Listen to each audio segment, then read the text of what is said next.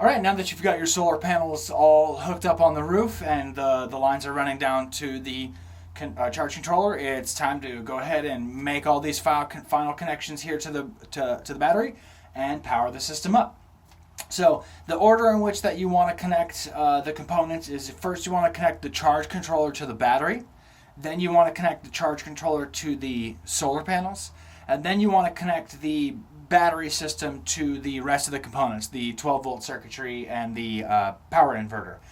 Now, when you're connecting to the battery, they've got these screw terminals here. You can't really particularly connect one at a time, and that's where these kill switches come into advantage.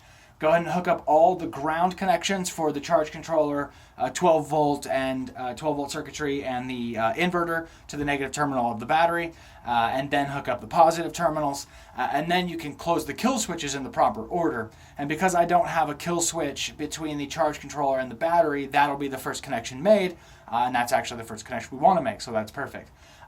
So go ahead and get everything hooked up here. First, put your charge controller on the bottom of the connection.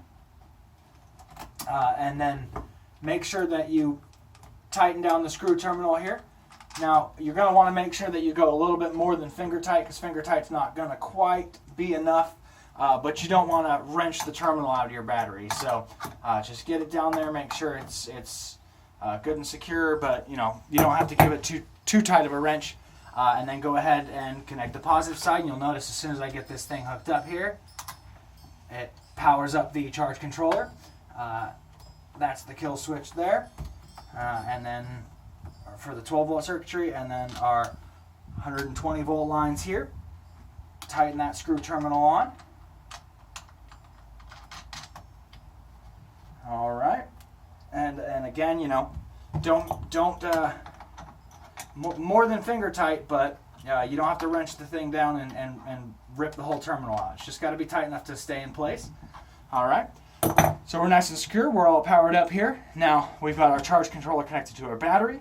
So the next thing is to connect the charge controller to the solar panels. So we do that by closing the switch. And there's the PV. Lets us know we've got a connection to the photovoltaic circuitry. And then we can go ahead and close the switch. Now we've got 12-volt power to all of our 12-volt circuits. Flip the switch on the back of the power inverter. And now we have both 12-volt DC and 120-volt AC throughout the system. I'm going to give this some time to let the battery charge up, and then we'll test the circuits and make sure everything's working properly.